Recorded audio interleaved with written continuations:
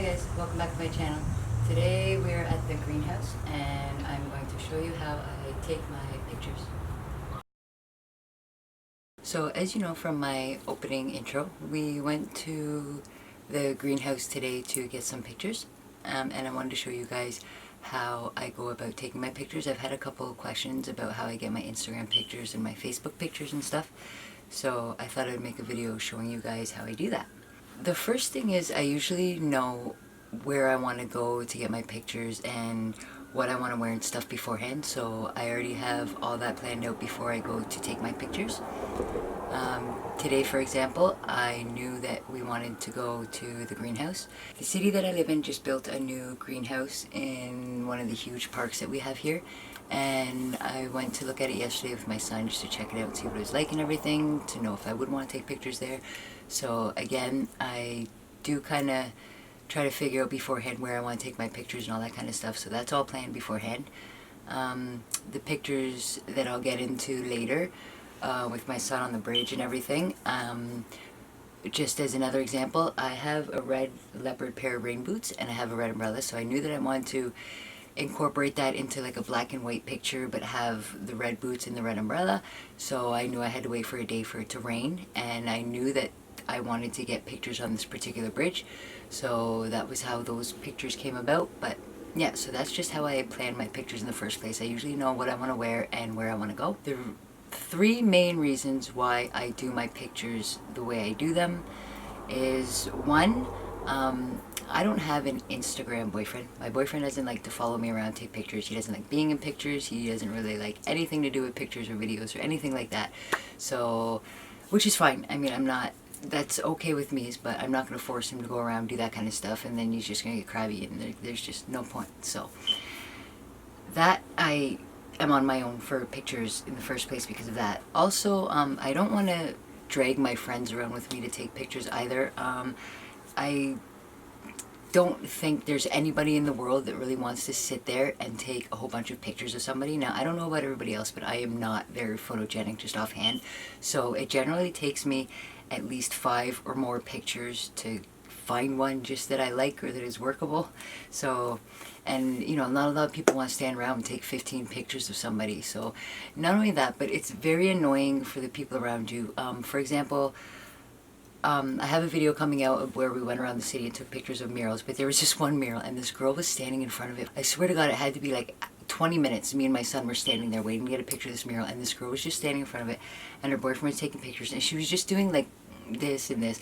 And I'm thinking, like, how many times can you do this before you have like a picture that you like? You know what I mean? So that was kind of annoying, and you could see that her boyfriend was getting annoyed because he was just sitting there taking picture after picture after picture after picture. So again, nobody wants to do that for anybody, so I was kind of trying to find a way to get pictures done without having to have another person around and just do them myself. Second off, the only other person that I would have to do pictures would be my son.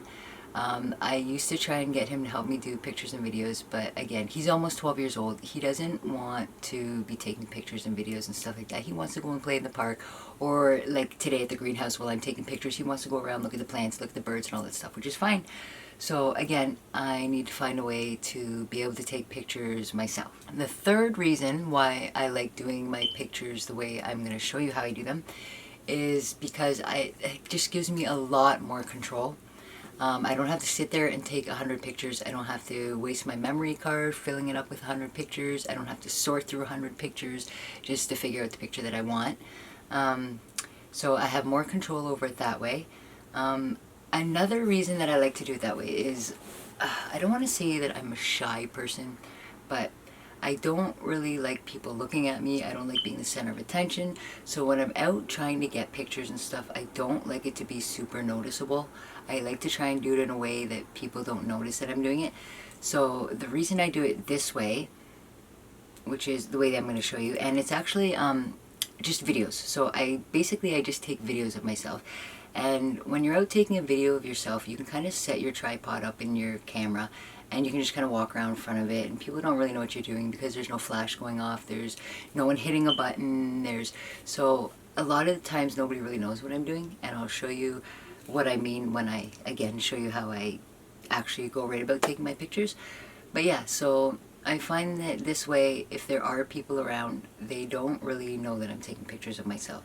So that's a bonus, because I don't want to seem like the conceited girl that's taking pictures for hours of herself. So I really don't like that. I'm going to switch the camera over to my computer so that I can show you guys the exact whole process of what I do. And yeah, so let's jump into it. After I get home and I upload all my videos and clips and stuff to my computer, I like to use this program called Shotcut. That's Shotcut. It's a free program that you can download online. I like it because it does all the basic editing stuff that I need done, cropping videos, taking out sound, anything like that that you need done it can do, and it's free, so I love it, and that's what I use. So I open up Shotcut, or I open up the files with the videos on it that I want to pick my pictures from. The first clip I'm going to show you is just how I set up my videos in the first place. So here I'm just checking to see how the videos are going to turn out and everything, and to make sure that I'm in the frame. And that way when I go back to get my pictures and stuff like that, I know where I am in the frame and everything. So that's not the clip that I'm going to be picking my pictures from though. So one of the clips that I have to pick pictures from is this one here. So, and again, there's nobody around me watching me do this, so that's why I feel like kind of comfortable doing it. There's nobody in the greenhouse with us. So, and again, because there's nobody taking pictures of me, it's just me and my tripod, my son's off playing. I don't really feel like anybody's watching me or anything, so I feel free to kind of wander around and look around. And like I was saying before, you can kind of do it anonymously. Like if you just kind of wander around and make look like you're kind of looking at stuff or looking for a spot to film, then nobody really knows what you're doing, which is what I'm kind of doing here. So what I will do is there's this little spot right here, and what it is it allows you to go through your videos frame by frame. Now this is the very most important part. So if I click on this here, now in order to see the pictures, I usually close all this stuff just so that it makes my screen a little bit bigger. There we go. And then if you go over here, you can go through the pictures frame by frame.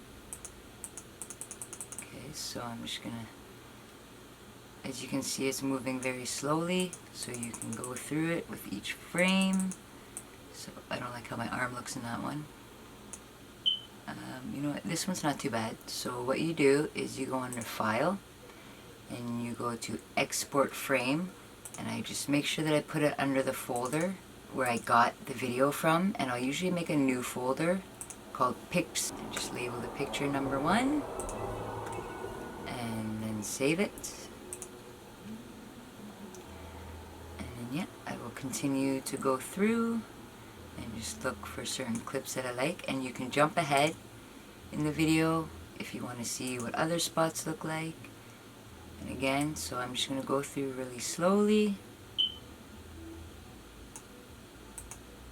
and you can see each frame shot for shot.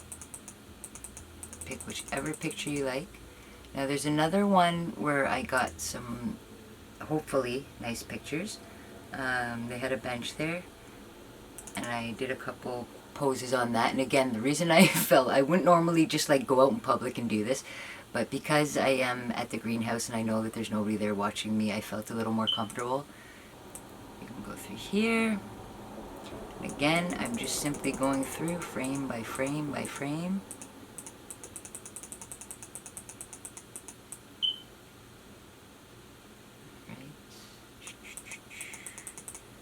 Okay, so that one's not too good, obviously, because my eyes are closed.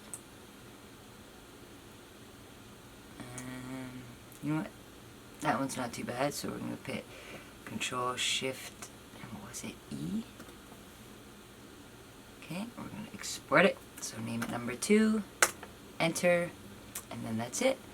So after I've exported them, I'll just show you in the folder. They go into the folder like so. Right. and then there you have your picture. So, you know, I mean, and of course, if you don't like the picture, you can go through and you can pick more. Another thing I'm going to show you for that I really, really, really like this for is it's really cool if you want to get like action pictures, like if you're out in the wind and your hair is blowing or anything like that. So, for example, I was mentioning earlier about the pictures on the train bridge in the rain and everything. So I'm going to show you here. I have a picture on my desktop, actually.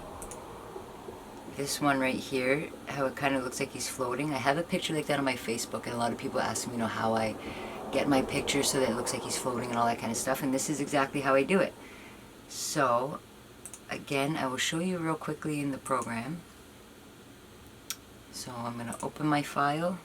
So you see, he's just jumping around. So what I did was, I'm just going through frame by frame. And there you go. You have a picture where it looks like he's floating. So it's kind of hard to get a picture where it's like not blurry or anything, like all parts of the picture. So again, just keep clicking through and clicking through until you find a picture that you like. Alright, there's a neat one. So I'm going to Control Shift Export. And we're going to name it number 3. And now if I go down and I look for it, it should be here for me to see it. And there it is. So yes, this is how I do my pictures pretty much 90% of the time. I find it so much easier. I don't have to depend on anybody else. I'm in full control. I can go through the whole roll of videos and frame by frame and pick whichever one I like the best. It's great for motion pictures. I have a couple pictures on my Instagram where like my hair is blowing and it just kind of freezes in a certain spot the way I like it, or some pictures I've taken sitting in front of a fan where it's like blowing your hair, and again you take a video and then just go through snap by snap, or go through frame by frame and pick out which one you like. So yeah, hopefully if anybody out there is struggling to take pictures, you know, you find it embarrassing, you know, like asking people to take pictures, I completely understand that because I'm the same way, which is why I kind of had to force myself to come up with this way to take pictures. The reason I wanted to make a video on it was I was actually explaining to my hairdresser and a couple co-workers how I did my pictures, and they thought it was really interesting. And they're actually going to start taking their pictures like that from now on, just doing videos and then going through frame by frame. So yes, I wanted to share it with you guys in case there's anybody out there that's struggling to take pictures or is embarrassed to take pictures in front of other people. When you take a video, there's no flash. My camera doesn't have like a light that flashes when I'm recording or anything, so nobody even knows that I'm recording. I can just throw it up in a corner and walk around in front of it, and nobody has any idea what I'm doing. So, and then, you know, when I get home, I throw it on my computer, go through frame by frame, and pick whichever picture you want. So, yes, that is how I get my Instagram pictures. That is how I pretty much get all of my pictures. And also, if you want to keep the videos for the memories, like some, my son's running around in them, so some of them I will keep as videos just for memories for him. And yeah, so it just works out really great. If you like this tip, if it's something you didn't know about, if it's a new way for you to take pictures, let me know.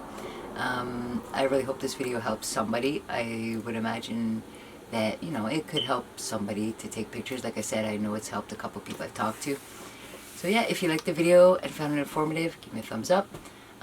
If there's anything else about my photography or anything like that that you'd like to know, as always, suggestions, questions, comments, leave them in the section box below, and I will get back to you. I always get back to everybody. And yeah, that's it. I hope you enjoyed the video, and I will see you in the next one.